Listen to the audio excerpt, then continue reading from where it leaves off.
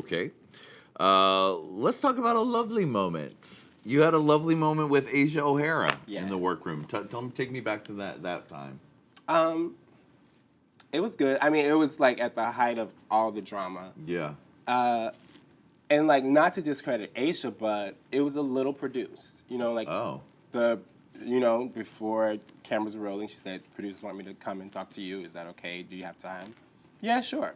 And so like, some great things were said. We were having a conversation. It kind of, after the edit, it kind of looked like she was just giving me like a lecture almost. Right. Not in a bad way, but she was just telling me her side, you know.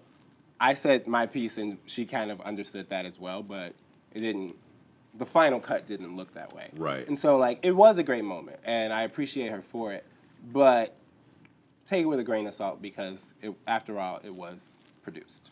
How many moments did you find yourself involved in during the shoot that you felt were more produced? Like, how much did that happen? Well, I mean, the whole show is produced. Well, we get that. Yeah, right. But I mean, like how much are they saying, why don't you guys talk about this? There's literally a person for that who, like, is small enough to run around and, like, whisper, okay, can you go over there? Especially if you're, like, team captain, you're not going to get your makeup done that day because you have to go talk to how you feeling about the challenge? How you feel about how... And so, like...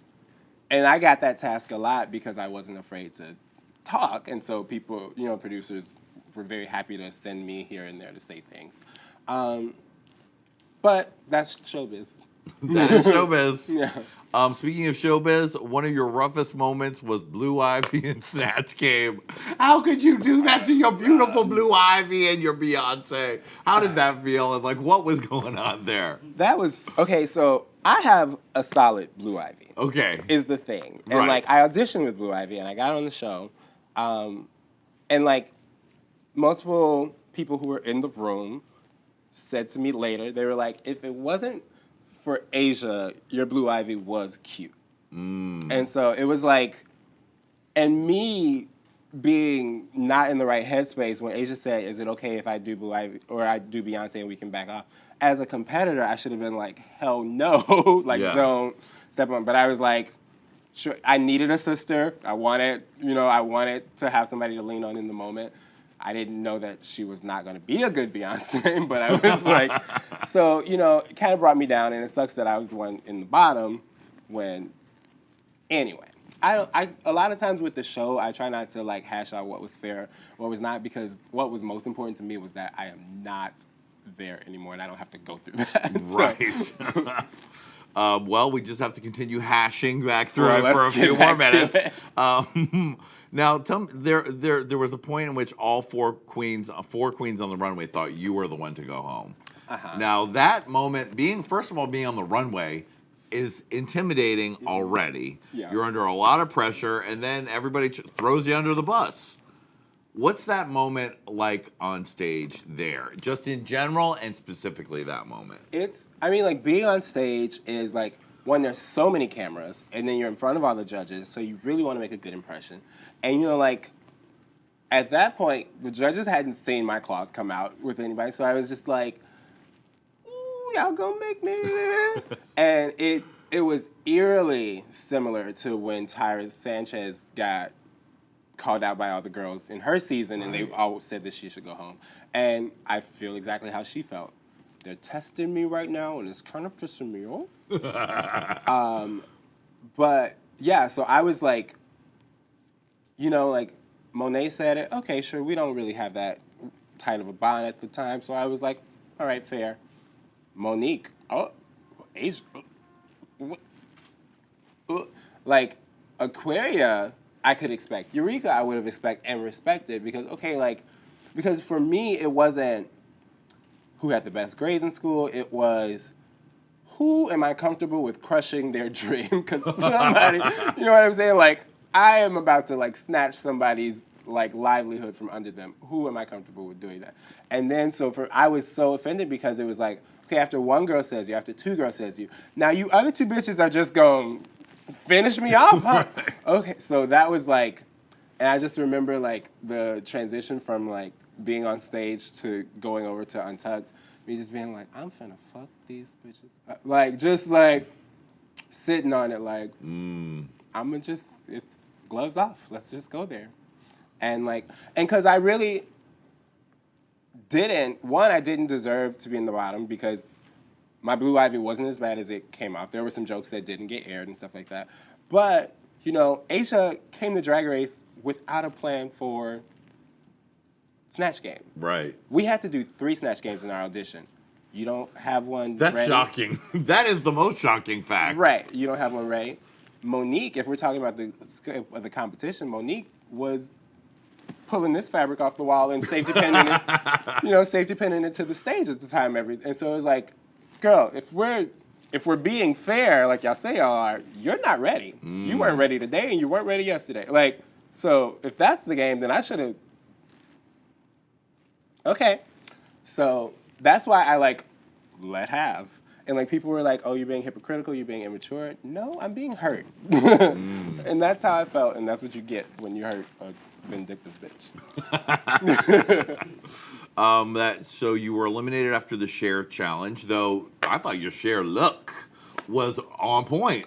Yes. How do you give somebody a share look that isn't a share look and then be like, I just didn't get share? Very true. You're like, well, either did I, right. No, yeah, exactly. So that was and you could see when Ru finally tells me to sashay away, I was just like, thanks. Okay, cool. Let's take a sip. If you sipping, I'm sipping. Yeah, sweetie, we both got to sip for this because we got to talk about the reunion. The reunion. Did anything of note happen? Lady Red, do you remember, did anything of note happen in the reunion?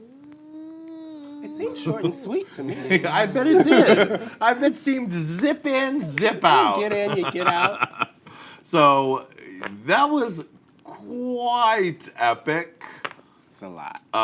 You challenged RuPaul right there on his own stage, which is not something a lot of people have the balls to do or the galls to do, honey.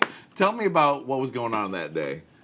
I had not planned on having any type of epic battle with RuPaul. Yeah. I knew that they wanted to get to all the drama. I really came in I think I was kind of disappointing to the producers because they were like, well, how you feeling? I feel good. I just want to get across the finish line. I was trying to stay in such a zen place. I'm just, I just want to and they were like, well, we still need good TV. And I was like, look elsewhere because haven't you gotten enough from me? Right. And the biggest issue was so I've given you your ratings, I've given you your TV, all these big moments. And we get to the finale and little things we filmed the finale before the reunion.